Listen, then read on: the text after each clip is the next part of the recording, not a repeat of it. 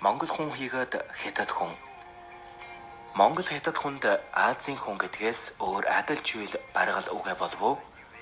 Хятад хүн боловсон ариун чивэрч өржөөлөн айгуйтул буурэ мэт харагдана. Монгол хүн бүдүүлэг болох сэтгэл хатуу айгуйтул жирлэг мэт харагдана. Үнэн хэрэг дээр яг эсрэг хүнээрэн дотнон могээрэн гаднан гэж дээдэс маань жөвсөж хэлжээ. Монгол хүн сая танилцсан хүнтэйгээ нэг их дотносдгүй, халуун дулаан үг ираач өрнүүлээд байхыг хүсэхгүй, дургуун тарах юм бол ойшоохчгүй чилдийгээд явчихна. Хятад хүн тийм биш. Танилцсан хүнийхэн гарыг нь тавьж ядмаар болно. Жарман бүр долоогоо дамаар дотонсон. Овг адил буюу нутаг нэгтэн болоход хүрвэл хамаатан садан боллоо гэж жарлах нь ч чөнгүү. Монгол хүн гар барихтаа доогуур харж байснаа хоёр үг солиод нутаг ус нэржилэн асуугаад ирэхээр хэтхэн хоромд сэтгэл нь өсөж олон жил ханалсан найтайгаан жолгосон шиг л юуг нь ч ярьж хорхос бочгүй болдог. Тамхилах ч юм уу ганц хоёр хундаг татах юм бол бүр хүжүүгээрээ тавирмаар болж салах дургу болно. Хятад хүн гаргараа тавьж ядан байснаа энэ хүн надад хэрэгцээ таяв үгүй юу гэдэг магталт хийж дархан дээд хорчаар ажиллаж эхэлнэ. Хэрэгцээтэй гэж тоожих юм бол холдолгүй наалтна. Түр юугаа өгөхөөс бочгүй болох нь ч энэ үхэнд. Харин хэрэгцээгүй гэж тоожих юм бол баяртайчгүй, эргэж харахчгүй арилаад өгнө. Монгол хүний талаар нэг жишээ авъя. Хятад эх орнон алдчихэ гэж өнөөдөр монгол хүн болгон санааршиж байна үнэн. Гудамжинд хятад явахыг хараад монгол хүн болгон нулимад авахаас наангүй. Ядад хүйтэн харцаанд тусгаад дургуйчил илэрхийлж чим уу юм хэрэмэдэд тонсхонгүй бол чамайг даа гэх чагаан гэрлийн тахаогод жөрнө.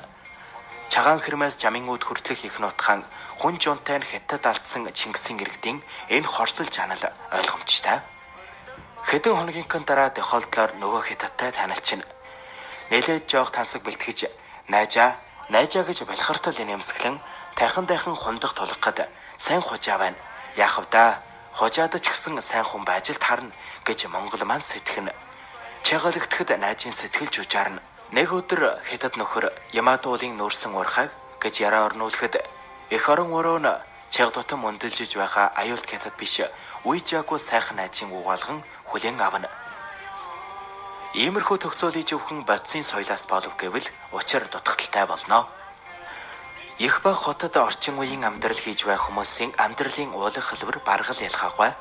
Үндэснийхэн аж ахуйг хэрхэлж үндэснийхэн онцлогтой амьдрал хийж байгаа хүмүүсийг хооронд нь адилтгаахаар ялгааж руу харагдана. Хятад айл байшингийнхэн гадуур хэрэмтэй, жарман бүр нууц жагсаал хэмээр хэдэн давхар хэрэмтэй. Хэрмийг нь тулан байшингууд нь алах гэд боошиж ваасан үнэр хамар гадна. Гэрт нь ороход монгол хүн илтгэж чадгүй сонин хачин үнэр уушгиж авна. Цууж ангийн үнэр гэж монголчууд нэрлэдэг нь бүрэн оновчтой бишээ. Хятадууд фугийн халуунд ч гэсэн өрөөндөө шигнэ. Монгол хүн 3-9 хүйтэндээ ч гадаагарч морхарна. Хохотын ойр тойронд дуусгагдсан монгол чөмбөс вэ. Энд монгол хятад айлыг нь юугаар нь ялгадав гэж би төмөд тариатнаас асуусанд сүн хаа бийж астгарна гэж хариулж үлээ. Талын монгол айл гринкэн тойронд салхич авар халахлах юуж босхгүй жончи ханаан шуучхаар аг хаяа хумал таана жижиг жимсэл үнэртэн бас болоогүй. Хятад сүн шөөсөн сав болгож хэрэгэлсэн гадардан өдөр нь ахшаах бодаага угаана. Лимбиогийн армайд чиргээр явсан монгол настан Хятадын өмнө хэсгийг чөлөөлөн байлдаж байхдаа нүдээр харснаа надад ярьсан. Гүн хаан эрдэмтэн Шанз өвөр Монголын багшийн их сургуулийн дэд жихрал байхдаа Бээжингээс ирсэн хоёр өвгөн эрдэмтнийг дагуулж хайлаараас манжуурж үг явж байхдаа бэнийг таслахын таарсан юм. Хятад эрдэмтэн Монгол гэр үнэртэй гэсэн Шанзгүй. Танай хятад сүн шөөсөн савндан өдөр нь будаага угаадгийг бодвол гайгүй биш үү гэсэнд өвгөн эрдэмтэн аман алгадуулсан шиг нам болов. Ийм бохор хүмүүс монголчуудыг үнэр танартай гэж адлах нь сонио. 1980-ад оны сүүлчээр би агуй хүүхдийнхээ хамт нутаг боч гэж чулуулалт хаалга хотноо монголоор яриад явж байсанд модон сүудэр цэрвчид суусан төмөр жамын ажилтан агуй. Арга ажрын монголчууд бүр шингэг үнэртэй пайгж согтгонхийнхоор согтгонж байсан нь санаанаас гардаггүй. Сууршил соёл зөвхөн хэтэнх биш, харин хаттын сууршил соёл гэвэл өөр үндэстэнд байхгүй. Олон зуун жилийн явцад адилхан иргэншилд адил бүсийн соёл төлөвшилд гажээ. Хятад соёлд олон юмны гадна үжигдэл хийгээд дотны үнэн байдал нь яг тонгороо байдаг. Ямар сайндаа хятад ухааны ахвалсан сүнзийн бичигд үнэн хэмээгч худал болоо, худал хэмээгч үнэн болоо гэж бичгэв. Энэ нь нүүдэлчдийн бодох хэлэх хийх гурав нь адилхан байдгаас эрс өөр. Хятад хүн нэг өнгийг хараад хар гэвэл үнэндээ чагаан буюу хөг гэж бодож байх жишээтэй. Тонс ангиж хурууг ажиглахын энгийн буюу муугаар үнэлж байна гэж ойлгоход буруутахгүй. Монгол хүнээ дотор маш чөм мэрэгжлийн мамаачтал ажил явдал орохоор ийм сэтгүйтэй байдаг. Балуурхай мутраунд арас авдаг хотогийн хятад засгийн ордонд алуу хашиг чагаан хоол авчтай сэхэтэн хятад бүр ингэж хэлнэ. Энэхүү өчүүхэн гэхэд том гэхэд өчүүхэн махинд хохор цвитгүй монгол хүн гэж бараг байдаггүй. Хятад хүн өржөөлөн айгуйтул буурэмэд харагдвч үнэндээ хятад чих хэрчгээ харгас амь хувийнхаа төлөө өвхөөс бочгүй хүмүүсийг хорвоогоос ирээд олохгүй болов. Хятадууд 1968 оны өвлөөс 1999 оны хавар өвөрлөгчдийг хомрлон устгах хадгалгаа явуулжээ. Үгсэн хүнээ тоог бүртгэхийг төр байлж эрүү таминкын харгас хэрчгээ байдлыг л харъя. Эремийн амьдралдаа нүүдэлчин монголчуудыг дэндүү дураар гэж үждэг сууршил хятадууд бэлэг гэдэг юм чанаасаа хорсолтой юм шиг байдаг нь бэлгийн тал чөлөө дураараа байж чаддгүй нь болоод ч тэр юм уу бүүмэд. Монгол бүсгүйчүүдийг хүчснийхаа дараа омайг нь мод төмөрөөр сэтэлж хайна. Иймэрхүү жишээ 1891 онд Жусат Жовуд хоёр амьд гарсан Жиндажо буюу улаамалгайтай хэтлэхийн үеэрч тоолхийн аргагүй олон гарчээ. Ордос хүүхэн байшуужангийн хятадууд хүчснээхаа дараа төмөр шилбүрийг омайгаар нь оруулаад гэцийг нь татан гаргажээ. Хөлбөмбөр аймгийн нэгэн монгол бүсгүйгийн омайд Путин тавьж жимдэг болгожээ. Дархан момингийн холбоод хошууны Баян овооны 3 дугаар бригадын малчин Эренчин доржин омайгийг гоотуугаар сэтэлж тойлоор тарчглан алжээ. Сүнэд баран хошууны Баян зүрх сумны Баян тал бригадын малчин хорлогингийг ээж хүү хоёрыг аав бүр хоёулыг хүчээр хорчил хийлгэжээ. Аав нь худагт харээж барин боож өгөөд хүүн месээр өөрийгөө хороож ээж нь солиоров. Үүшийн хошууны тугалтай бригадын малчин чолмон балдан сумны кадр дорв нарыг ээлжиг хаатай хорчлуулж таны монголчууд малаас ямар ялгаа тавьж харааж байжээ. Монголчуудын сайн мэддэг Эрен хотыг 1960-аад онд Боогволян гэдэг хятад нэртэй монгол хүн даруулж авсан юм. Боог хотын даргийн авгайг нөчгөлж олсон дээлсээр хөрөөдөж өтгөн шингэнэ сувыг нь нийлүүлээд насны жимдэг болгочээ. Хятадын харгас бэлэг хүйсэн дээр л биш амь насан дээр бүр тод харагдана. Тамлагдахдаа явж бахарсан хүнээ хөлийг огтлох, өчгөлгүй бол жих хамрыг нь огтлох, шүдийг нь хавчуураар өдөөн авах. Толгойд нь хадаас хатах нь ердийн л там болсон ажээ. Өөр Монголын засгийн ордны тамгийн газрын дэд дарга гарвуу Сингагвагийн шүдийг хээлтгүйгээр өгтөн авснаас шархан ховлж 7 хоногт нас барсныг хүүн Батуу олон жилийнхэн дараа надад дурсан ярихтан долимс чингэлүүлж байлаа. Батбит хоёул өөр Монголын боловсролын яамд 10 жил хамт ажилласан. Манай гургуултай сумны катер Арвжагийн толгойд 4 хадаас хатсныг хадлагын дараа амтнаарч авч чадгүй болж хадаастай хүн болжээ. Арвжаагүй аавтай найз болохоор манайхаар банк орж гардаг байсан бөгөөд охин нь сэчин гэрэлтэй нь би дээд домжид нэг ангид сурч байсан. Паншуу их мах хятад дөрүүд хошууны Баян овоо сумны нарийн бичээч норов жамсууг байгийн нурууг зүсэж давс хийснийхэн дараа хүн гаганж байна хэмээн улисан илүүрээр хайрж тамлан жаваач хороожээ. Би үндэсний өшөө хорсол их хэтлэгийн түүхийг бичиж байгаа биш. Зөвхөн Монгол хятадын жөрөө харьцуулах чухалын хэрэгцээгээр хятад хүмүүсийн харгас хэрчгээ бүдүүлгийг нотолсон хэргийн жишээг авч байгаа болохоор түр дасаллаа.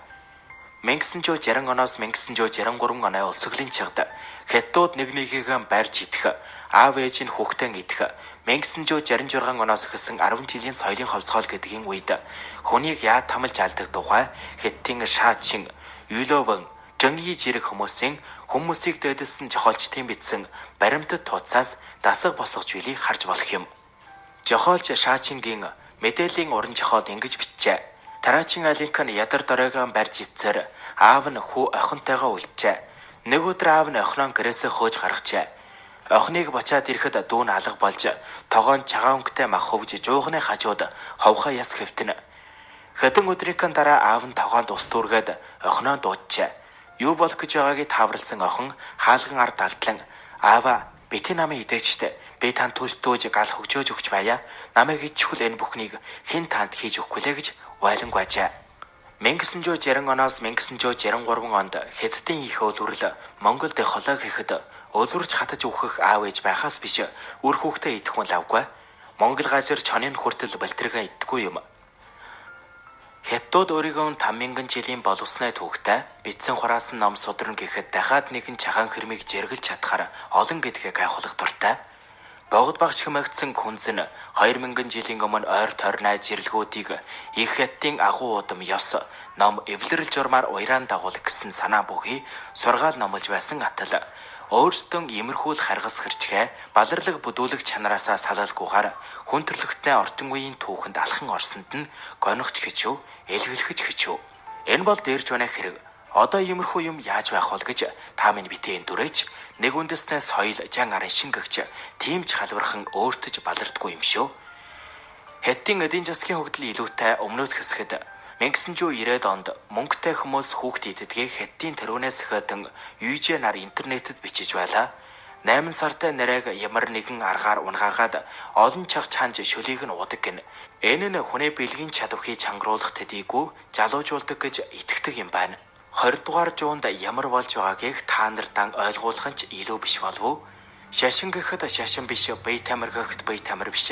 Фалунгу хэмээх нэрийн доор чууларсан жүйлийн хүмүүс засгийн газарт гомдол цооцсноос болж төр барихт намыг унгаах гордлоготой хэмээн ерөнхий нарийн бичээчийн дарга Жангзомын дарангуйлах жарлаг буулгачаа. Өөр Монголд илэрж байсан жирлэг чанар нь Фалунгунгийн хишгүүдийн бие дээр давтагдлаа. Интернет хөвлийн ухаант намыг эсэнтэй шугамжилэх нь номын 66 нүрд Фалунгуны хэлмэгдүүлсэн гэсгийг ингэж бичжээ. Гал асаагчаар хөхөнд овчийг нь түлдэг. Борхойг умайд нь чихдэг. Шүдний дөрвөн шаазыг нэг болгон уяад толгойг нь умайд оруулж эргүүлэх. Галын төмөр шилүүрээр умайг нь чигчилдэг. Хоёр хөхийн толгойг нь төмөр утсаар хилгээд жахалгаа нэвтрүүлнэ.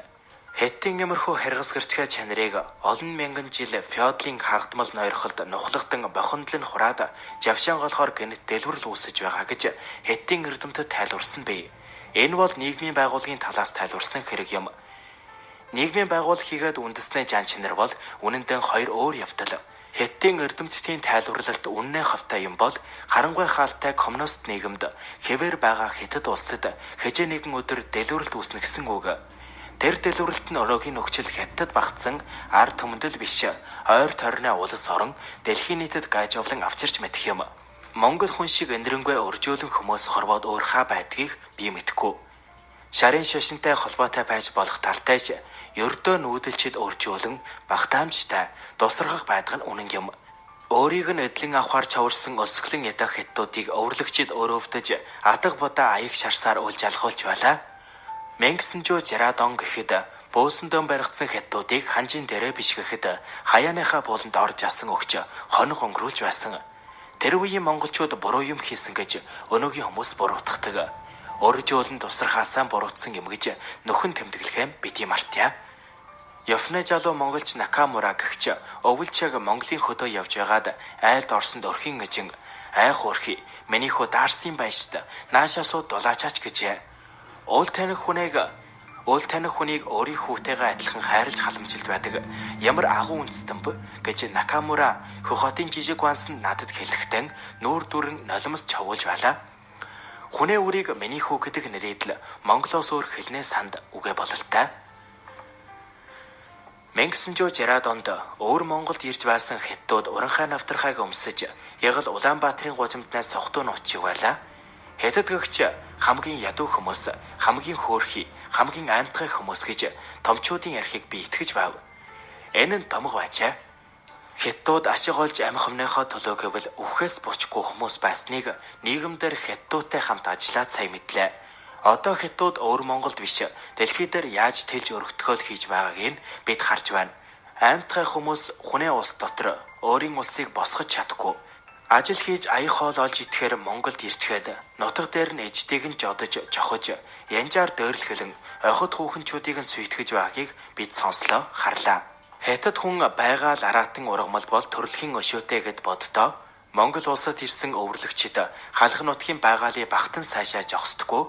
Үнэндээ бол өөр Монгол ар Монголоос харчингуу дулаан байдгийн учир байгаалыг нь харчингуй сайхан өвс ургамал сахлаг ан амтан элвэг байсан гэж би боддог. Гэтэл өнөөдөр агаард нь элит нисгэ болж газарт нь алгадаагүйхээр тоос манардаг болжээ. Энэ жохоолыг их бичиг дээр нь унссан нэгэн өвөрлөгч жохоолчгүй манай хошуунд алгадаа залга болсон шүү гэж ярьсан юм. Хятадууд хэрийн амтныг идэд дуусгүй, алж дуусгүй бол санаа намардгүй. Буг жирийг чирэг армай хөдөлгөн алж махнаа вилдүрт хүргэж байсан бөгөөд үнэг тулайг урах авахар барьж суусгаад балжуухай журмыг шарж идлээ. Намайг багд хятадууд манай нутагт үжигдэж эхэлсэн юм. Бид шовооны ундгийг авахыг болоод сүүдрээ тусахаас болгомжилдог байхад хятадууд шууд хормайлж аваачаад шарж иднэ.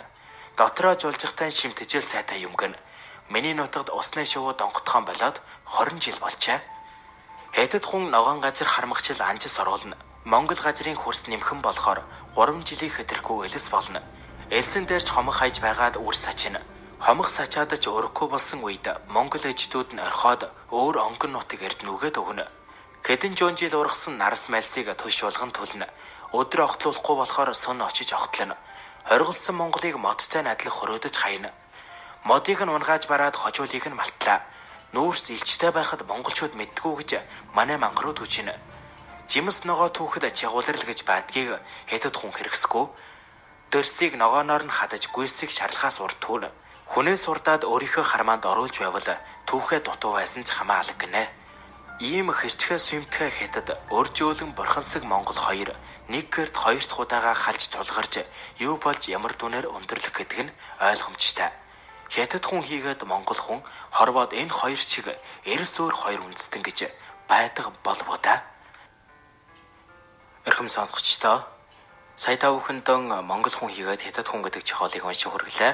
Энэ чигийн нэвтрүүлгийн түрээд өндөрлж байна. Маргааш баяртай үлжий. Баяртай сонсогчдоо.